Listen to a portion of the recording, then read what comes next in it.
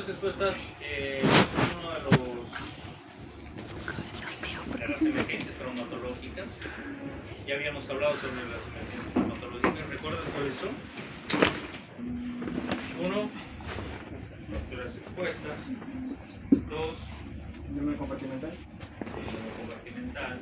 Tres, Artrosis séptica. artritis séptica. Cuatro, Luxación. luxación. Perfecto.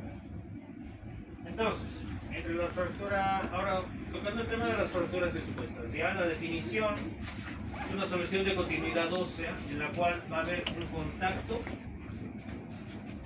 del tejido óseo con el medio exterior. Su nombre y su firma, por favor. ¿Ya? Obviamente, en el momento de la evaluación, estos segmentos óseos pueden ser visibles o no. ¿Ya? Corresponde a una emergencia traumatológica. Obviamente incluye partes blandas, vasos, tejido, nervios, piel. Y la primera complicación, o la complicación más frecuente de las fracturas expuestas, es la infección. ¿Ya?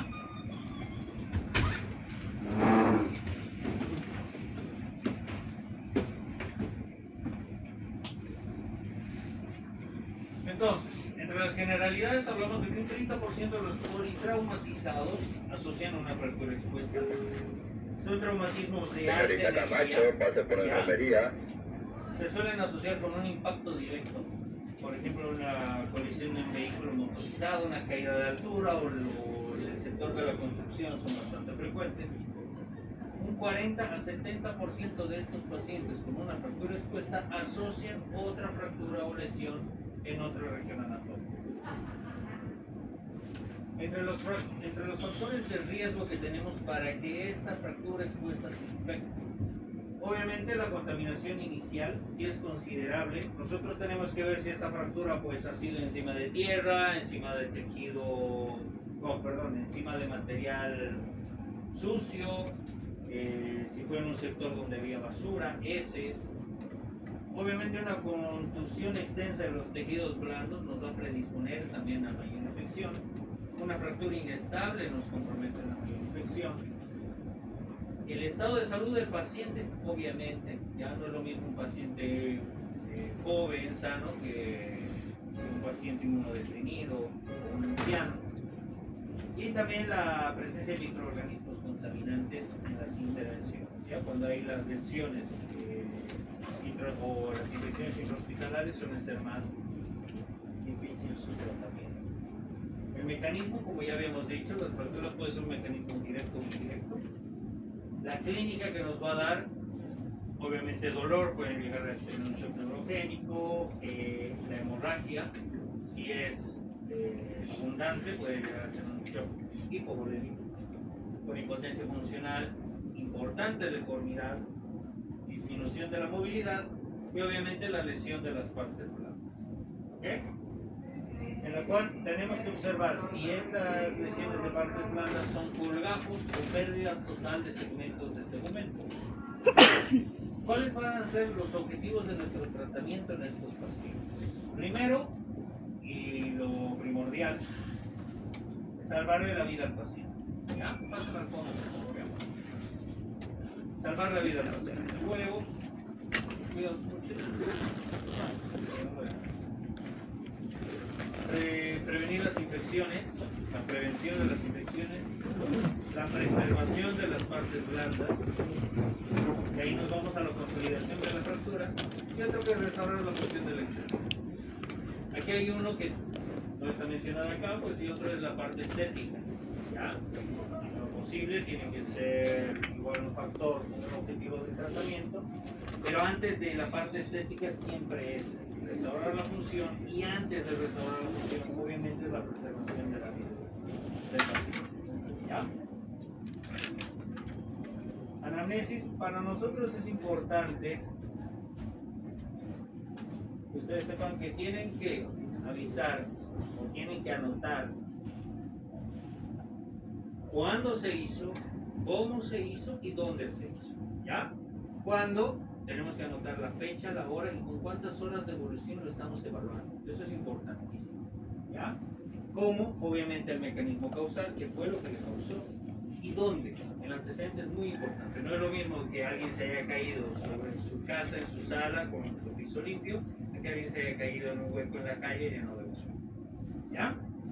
Y ahí nos vamos a los tiempos de Friedrich, en los cuales nosotros consideramos que una herida que tenga menor de 6 horas de evolución, se indica que esa herida es una herida contaminada. Si ya llega a más de 6 horas a su atención, o incluso mayor de 12 horas, esa herida, ustedes ya la pueden indicar que es una herida infectada por el virus. ¿Ya? Entonces, entre la evaluación general y la etapa primaria que nosotros vamos a realizar junto con la anamnesis están los siguientes pasos para el tratamiento de una fractura expuesta. 1. La secuencia ABC según la ATLS. ¿Saben lo que es la ATLS? ¿No? Advanced Trauma Life Support. ¿Alguien ha llevado tal vez el BLS? ¿Saben lo que es pues las maniobras de RCP? ¿No? Más o menos. Ya.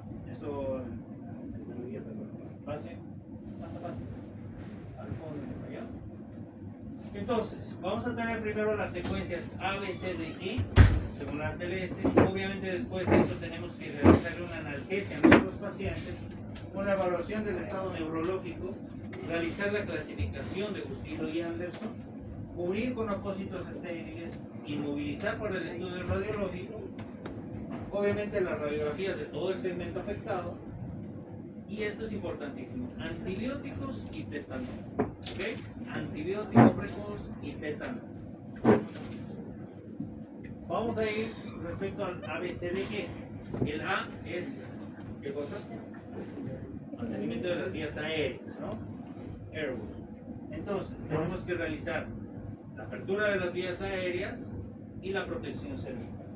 La B, breath o breathing, respiración y ventilación, que ese paciente cómo está respirando, si está respirando de forma normal o si tiene alguna alteración. C, circulation, la circulación y ver riesgos de sangrado, ¿ya? Ver hemorragias activas. Hola, pasa. D, disability, o también es lo mismo que la evaluación neurológica. En este apartado pues ya entra lo que es el Glasgow, ver alguna alteración neurológica. Y la E es exposure, es exposición. Lo que nosotros tenemos que realizar al tratar un paciente policontuso, politraumatizado, es observar. Yo no puedo realizar una evaluación correcta de mi paciente si lo veo por encima de la blusa, por encima de la camisa, por encima de su chamarra, pues no voy a poder realizar una buena evaluación. Entonces lo primero que tienen que hacer cuando tengan un paciente politraumatizado es cortarle la ropa, abrirlo. Si se puede abrir la camisa o algo, pues está excelente. Pero no pueden realizar ustedes una evaluación correcta si no ven todas las lesiones que tiene el paciente. Entonces la evaluación será de la coronilla a la punta de los pies. Y en ese orden tienen que ser descritos. ¿Ya? Si realizan una evaluación de esa forma, incluso indicando de que en ambos hombros no hay alteraciones, de que en ambas muñecas no hay alteraciones, ahí se entiende de que han hecho una buena evaluación. Una evaluación ordenada, correcta y completa. ¿Ya? Entonces, la exposición igual, importantísimo para la evaluación. La analgesia en nuestros pacientes, generalmente cuando son adultos, les solemos dar ketorolaco, 60 miligramos, endovenoso STAT, luego podemos repetir cada 8 horas. Una opción de tratamiento es el tramadol, siempre endovenoso, diluido y lento, porque a muchos pacientes les suele dar alguna alteración, ya pasa. Bueno, ya los últimos. Siempre tienen que tener en cuenta que el tramadol les puede dar náuseas o vómitos en muchos pacientes, o algunos son alérgicos, ¿ya? Otra opción puede ser el metamizol, ¿ya? Un opioide menor, en la cual igual nos dan buenos resultados. Y en pacientes que tienen muchísimo dolor, pues no nos queda otra que darles morfina. 3 o 5 cc en solución decimal a su ingreso y luego cada 8 horas. ¿Ya? Dependiendo del dolor. En pacientes pediátricos, de por sí ya es difícil tratar con un paciente pediátrico. Imagínense con una fractura expuesta. Son pacientes que no se van a mover, que no se van a dejar que te les acerques. Ya en estos pacientes, en algunos casos se les suele dar hipnóticos, sedantes, tipo midazolam o también tipo fentanilo. ¿Ok? Una vez que realizamos la analgesia en nuestros pacientes, pues pasamos a la evaluación del estado neurológico y distal, obviamente con la inspección, palpación, rangos de movilidad y maniobras especiales. ¿Eso qué es? Es el examen físico, trauma, y tenemos que buscar lesiones asociadas. Obviamente hacer hincapié en todas las lesiones que se puedan asociar al área de mi fractura expuesta.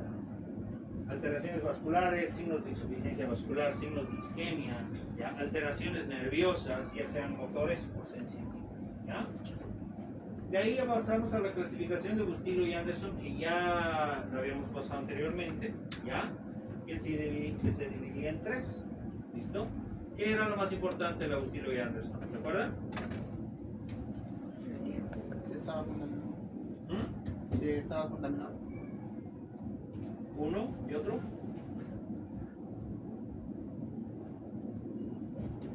El tamaño de la herida. ¿Ya? El tamaño de la herida y la contaminación. Entonces, 1, 2 y 3. La herida. Si es 1, menor de 1 centímetro. Si es 2, de 1 a 10 centímetros. Y si es 3, mayor a 10 centímetros. ¿No? Contaminación. Si es 1, contaminación mínima o leve. Si es grado 2, contaminación moderada. Si es grado 3, contaminación severa. ¿Ya? Y dentro de la 3 tenemos A, B y C.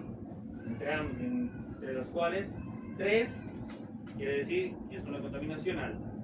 Y aparte de eso tenemos que tener en cuenta lo de las partes blandas. Si las partes blandas cubren el sector de mi fractura expuesta, es 3A.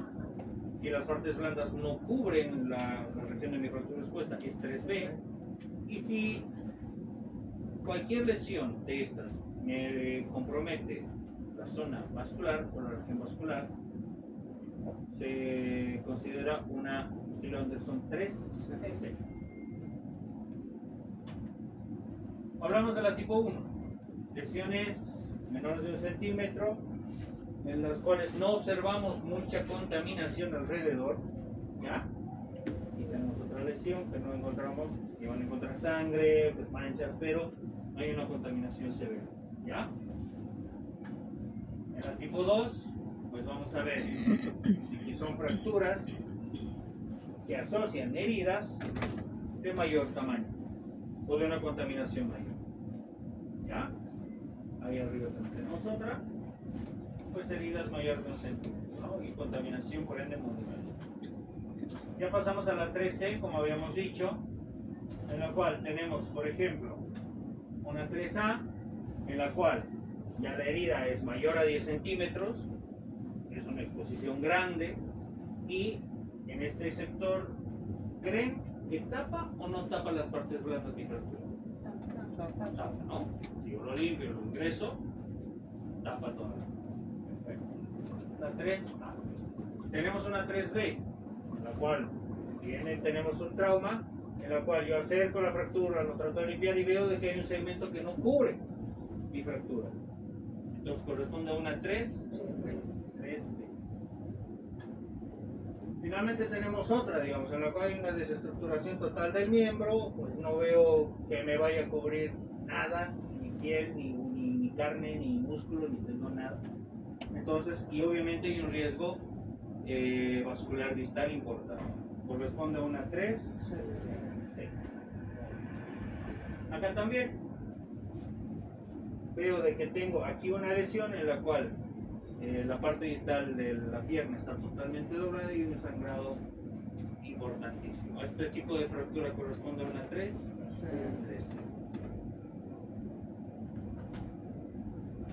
¿Qué es lo que tengo que realizar en mi evaluación general? Cubrir con apósitos estériles, de preferencia húmedos con solución fisiológica, inmovilizarlo, ponerle una férula o algo, ¿ya? O algo que lo pueda inmovilizar lo más posible para, obviamente, el estudio radiográfico. Las férulas, que ya conocemos, esa es una antebraquio. Muy bien. ¿Esa qué es? Braquio palmar. Muy bien. ¿Esa? ¿De qué zona viene?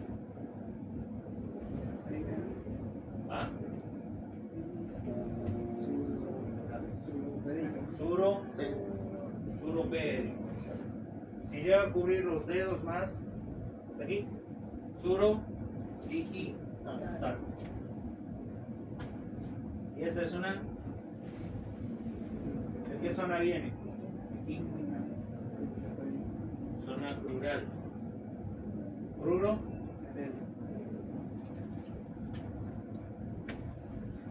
Para la radiografía del segmento afectado, seguimos con la regla de los dos. Tenemos que tomar dos proyecciones, tomar dos articulaciones, proximal y distal. Obviamente, si es un politraumatizado también en la región craneal, tenemos que tomar de forma seriada las radiografías de la columna, ¿ya? De todos los sectores de la columna y de la cabeza, ¿ya? Entonces, la regla de los dos, que ya veíamos dos proyecciones, dos articulaciones, dos miembros contralaterales y finalmente dos evaluaciones en tiempos diferentes. Respecto al antibiótico, ¿para qué creen que clasificamos nosotros fracturas, lesiones, tipos de fracturas o tipos de luxación? Para poder tener un tratamiento, para poder seguir un tratamiento. Entonces, si yo sé clasificar bien algo, voy a poder tratarlo también, ¿ya? Entonces, si tengo un Bustilo 1 y 2, yo ya sabré qué antibiótico darle o qué realizarle, ¿ya? Entonces, en el Bustilo 1 y 2 generalmente se suelen dar cefalosporinas de primera o de segunda generación. En el Bustilo 3 necesitamos realizar, como sabemos que hay una mayor contaminación, hay una mayor apertura de partes blandas, tengo mayor riesgo de infección. Entonces lo que tengo que realizar es un triple esquema antibiótico, ¿ya? ¿Cuándo tenemos que dar y durante cuánto tiempo? En la Bustilo 1 y 2 podemos dar cefazolina 2 gramos endovenoso el momento que lo recibamos al paciente, ¿ya? Y luego cada 8 horas. Podemos darle, si es alérgico a las penicilinas, podemos darle una clindamicina, ¿ya? De 900 miligramos endovenoso ese momento que llegue con nosotros y luego darle cada 8 horas, esto por 3 días. Ese es el tratamiento que podemos realizarlo en casos de Bustilo 1 y 2. En casos de Bustilo 3, tenemos que indicar y hacer triazona de tercera generación. Tenemos que darles un aminoglucósido tipo amicacina y aparte también tenemos que cubrir anaerobios. ¿Con qué cubrimos anaerobios? Con el metronidazol. ¿Ya? Entonces, si tenemos un Bustilo 1, puedo dar una cefalosporina. Si tengo un Bustilo 2, dependiendo de la contaminación, puedo entregar una cefalosporina o también un aminoglucósido más, puedo darle un doble esquema. Y si ya tengo un Bustilo 3, tengo que realizar un triple esquema, sí o sí. Entonces me tengo que iniciar ceftriaxona, le tengo que iniciar amicacina, le tengo que iniciar también metronidazol, ¿ya?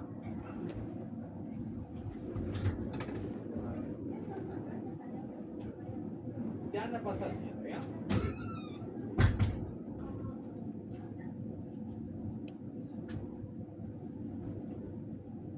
Luego, respecto a los antibióticos, obviamente tenemos que tener en cuenta que podemos tratar a pacientes pediátricos.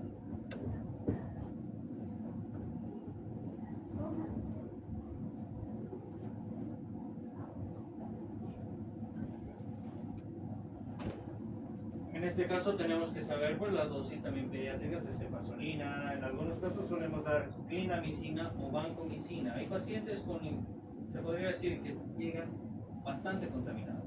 Vienen con una fractura expuesta y aparte vienen, digamos, todo el hueso que está envuelto en aceite de motor.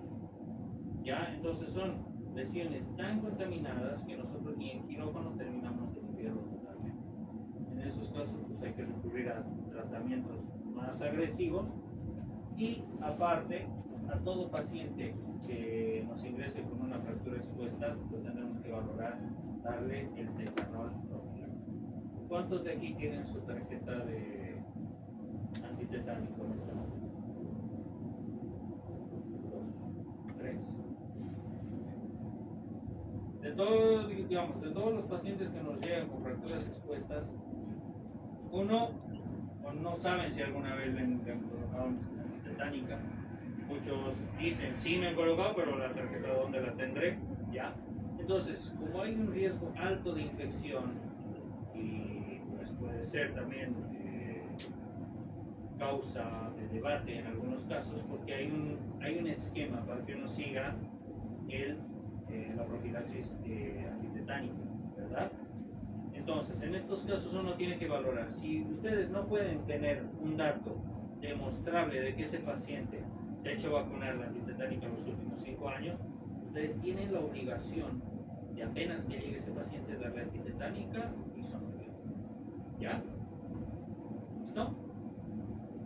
Entonces, apenas llega un paciente con una fractura expuesta, antitetánica y antibiótico. Obviamente es importante que ustedes registren todo lo que vean. Ahora es muy fácil registrar. Ya tenemos el celular, podemos grabar, podemos filmar, o sea, podemos hacer de todo. Pero el momento que nosotros estemos realizando eso, con algún ayudante que tengamos, tenemos que indicar. Toma una foto, toma un video, porque eso luego también se vuelve en un documento legal, ¿ya? Y obviamente, pues, ustedes, al ser médicos generales, van a ser el primer contacto del paciente que va a tener junto con este problema de las fracturas expuestas. Entonces, nosotros tenemos que realizar aseos quirúrgicos, ¿ya? Porque estos se tienen que lavar en quirófano. Pueden realizar un aseo inicial, ustedes en emergencias, y de ahí nosotros lo realizaremos en quirófano. Antes de las 6 horas se hace un primer lavado mecánico y ese se dice que es el aseo pues más o menos pues, más sucio y que de ahí sale pues como una limpieza parcial. Y se realiza otro a las 48 o 72 horas y con eso ya se puede indicar de que esa herida pues está entre comillas limpia.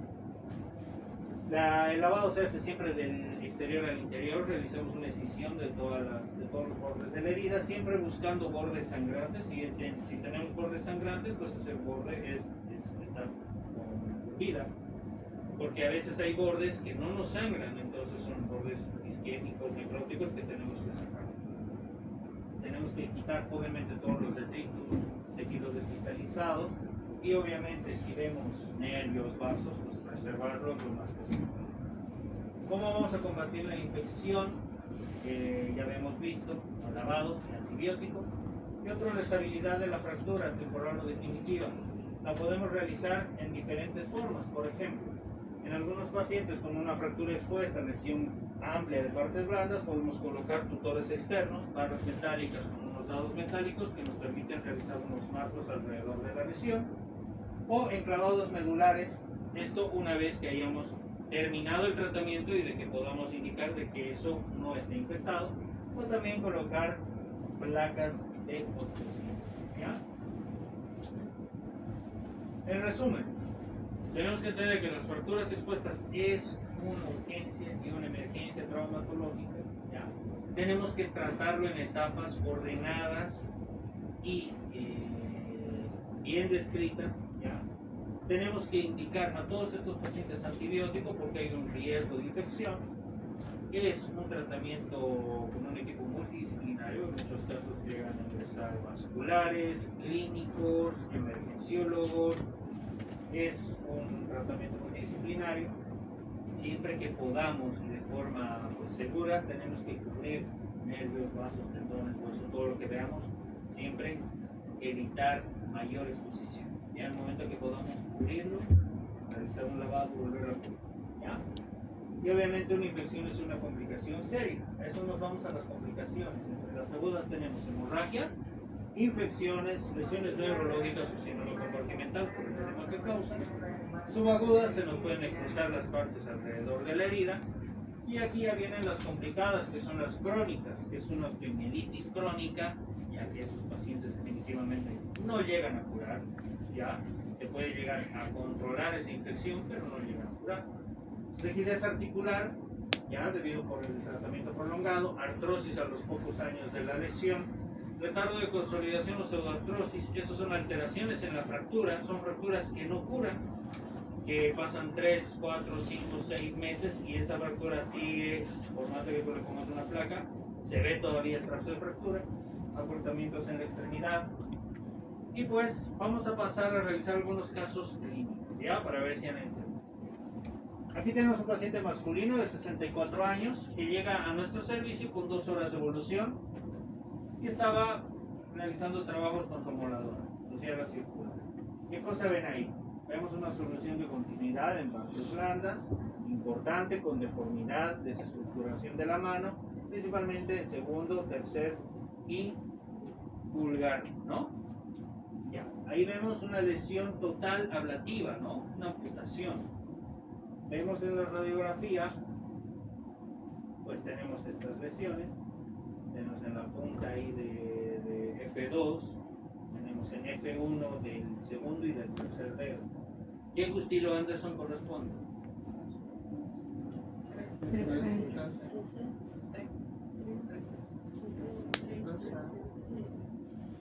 Y ese va por 3B. 1, 2. ¿Quién dice 3C? La mayoría. Bueno, es una 3C, ¿no? Hay compromiso vascular.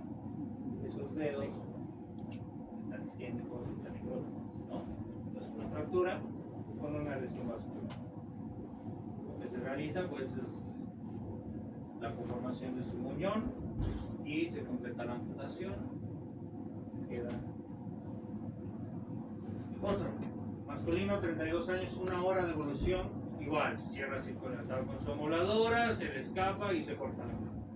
Llega así, y llega con un dedo así, con un poquito de hielo que lo había puesto para que se reservara un poco más. ¿Qué tipo de Gustilo Anderson es? 3C, exacto. ¿Ya? Vamos a ver, ¿qué tipo de fractura ven aquí?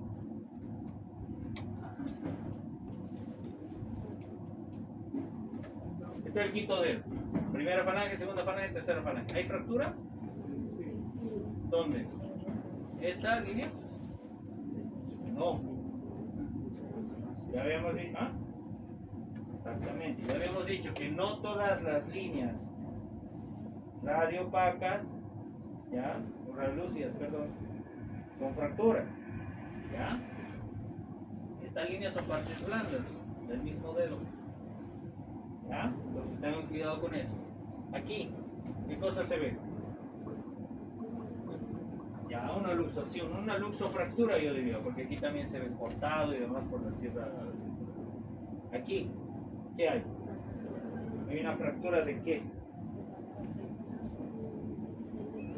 De la F1 del tercer dedo, ¿no? Ya. Gustilo Anderson 3. A este paciente le hicimos una limpieza, se le puso una clavija ahí en el cuarto dedo, se le redujo la luxación, se le hizo la limpieza y pues en las curaciones fue bien. Tenemos a este paciente, masculino, 42 años, 8 horas de evolución, una caída de su plano de sustentación. Tenemos esta herida. ¿Qué Gustilo Anderson es? Muy bien, es un Gustilo Anderson 2. No veo mayor contaminación, no veo que alrededor haya barro, no sé.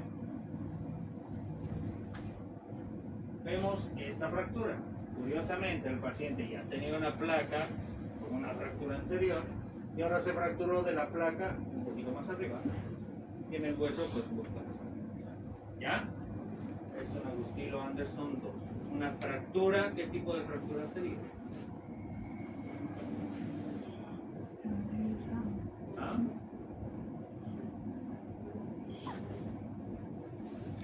Primeros segmentos. Fractura diafisaria de radio cúbico, ¿no? Ahora nos vamos al trazo. Oblicua transversa. Transversa.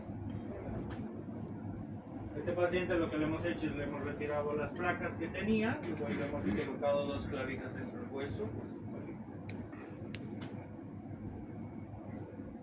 Ya posteriormente se lo colocamos.